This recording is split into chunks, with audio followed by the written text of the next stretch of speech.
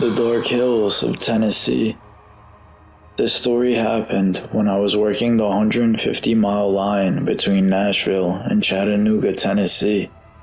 I was working a local job on that run called the Cowan Pusher. With the mountain grade starting at Cowan and basically going all the way to Chattanooga, it can be a difficult stretch of railroad.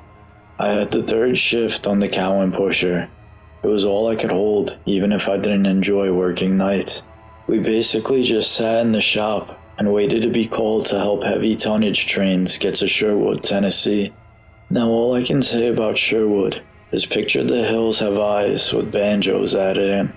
On the night in question, it was about 11:50 p.m. when a heavy freight train stopped over at Sherwood and requested our help to get over the other side of the mountain. We climbed on the engines and got on our way. By the time we hit South Cowan and started curving up the foot of the mountain, we had no visibility of anything that wasn't illuminated by locomotive lights. We had a 30-minute ride ahead of us, along with the 2-mile-long dark tunnel in our path. As the clock struck midnight, we were now in the middle of nowhere, surrounded by woods filled with wolves, rattlesnakes, and a few mountain folk. Most of the mountain folk are nice, but don't let the sun set on your ass in those woods. About 10 minutes later, the north portal of the tunnel was in sight. A bridge overhung the entrance. A branch line that was taken up long ago crossed it, going to another part of the mountains. The bridge is still accessible by ATV. As I looked up, I saw a campfire and people. They all looked dressed to be darkly, maybe even in a mask. All I could see was white in the faces.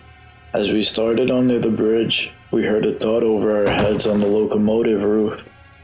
We proceeded through the dark tunnel and slowed just out of the south portal as the conductor looked out the back door with his light. He saw nothing, so we shrugged our shoulders and proceeded on the last 10 minutes to our waiting train. It was 12:20 a.m. as we coupled on the rear of the train to push it from Sherwood. As the engineer on the head end entered the south portal of the tunnel, he radioed back to me talking about figures standing over the tunnel entrance. However, no one was there as it came in my sight. As we exited the north portal, I looked to the best I could see on the side of the tracks for whatever had hit our roof. I saw what looked like a black cloak fluttering in the wind as we passed, but I couldn't really tell. As we entered Cowan, we uncoupled on the fly and the train continued to Nashville. We cruised on into the parking track and tied our engines down. As we got off, we had the feeling of being watched, but thought nothing of it, of course. We had no more work for the rest of our shift. We talked and napped on and off till about 3 a.m., but we never did shake the feeling of being watched. I stepped outside as I put a pinch of dip in my lip, and my conductor lit a cigarette. As we both talked with each other, we both noticed movement in the brush across the tracks. Now I have to remind all of you, both my conductor and myself are big country boys who don't scare very easy. We went over to investigate and found 3 hooded men in the bushes. I asked them all, "What the hell are you guys doing here? You understand you're trespassing on railroad property, right?" The lead guy then spoke up in a demonic, gravely tone. "We just want what's ours." As he said this, he motioned to the top of the locomotive, and we looked to see a young man on the roof of the air horn. The young man was in nothing, underwear, and as we all looked at him, he bolted off the roof and climbed off and ran down the tracks. As this happened, the figures turned to chase. The lead guy then turned his head back towards us with eyes that we can't now unsee, and then gave chase with his friends. We called the police, and after hours of investigation, they found the man's underwear, but no traces of him or any individuals. We even took them up the mountain, and there was nothing. Now on occasion, we find dead animals by the shop door or locomotive, mutilated. I've even found 1 or 2 at my door at home. We still occasionally see that same fire on that bridge and get that feeling of being watched. I think it's safe to say there's definitely a cult in these mountains. Wilderness Creeper. This is a short one, but this happened one weekend in either mid to late summer of 2019. I was house sitting for my grandparents who live out in the middle of nowhere when I decided to take a late night swim in their pool behind the house.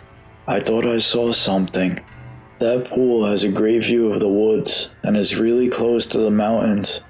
As I started to look outwards even farther, I thought I saw a man half as tall as the tree.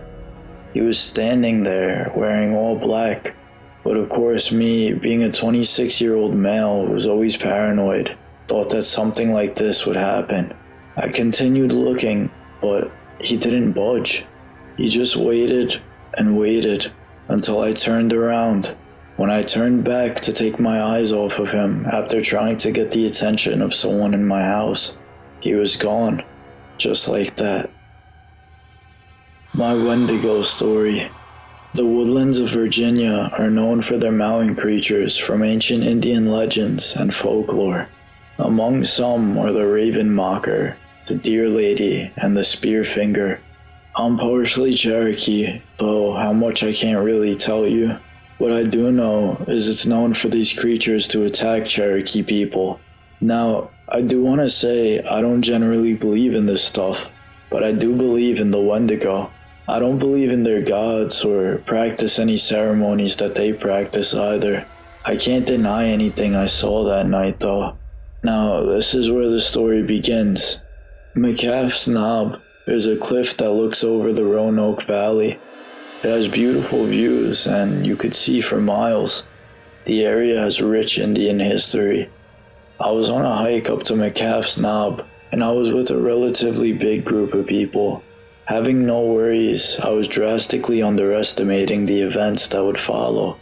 After about an hour of hiking, it started to downpour. We were almost up the fire road and right near the Appalachian Trail crossing. Everyone on here obviously knows what the Appalachian Trail is, but do they know what belongs there or lives there? To update you, there's plenty of cults that are there, but it's also the home to many creatures. Thinking about that when we were at the crossing gave me chills, but I rationalized that we were in a big group and they couldn't take us all. Once everyone else got to the crossing, we turned off the fire road and onto the trail. Now, the dark clouds, rain, and thunder might have scared me, but I don't think it was that. I was already on edge because I was falling back in the group, plus the storm. But I started seeing someone or something walking with us away from the trail. It was almost out of my view. I blew it off as the shadow was playing tricks on me, but after a few minutes I didn't see it anymore. The thought had left my mind. But when I walked off the path to use the bathroom, I saw it clear as day. It was a tall, gray, skinny, deformed creature. It stood about 20 feet away from me, and I was frozen with fear. I knew what it was, and I was scared. I buckled my belt and walked backwards towards the trail, and it walked backwards too. It was like it was mocking me. I asked who it was, and after a few seconds, it echoed that back to me. I said screw it and ran back to the trail, and when I turned back to see if it was there, sure enough, it was gone. I didn't see it again for the rest of the hike. And once the sky cleared up, we got to the top and it was a beautiful view. I never told anyone what I saw that day because I don't want to jinx it and I hope I never see it again. Although I do know that it's waiting out there somewhere and the next person who comes upon it probably won't be as lucky as I was. The way it moved was so otherworldly and strange that it's gonna give me nightmares until the day I die. The way it just followed me on the way back, there's no way it could have been anything other than what I thought it was. Maybe it's best for me not to tell anybody exactly what happened. I wouldn't blame them for thinking I'm crazy, but I know what I saw, and I don't want to see it again.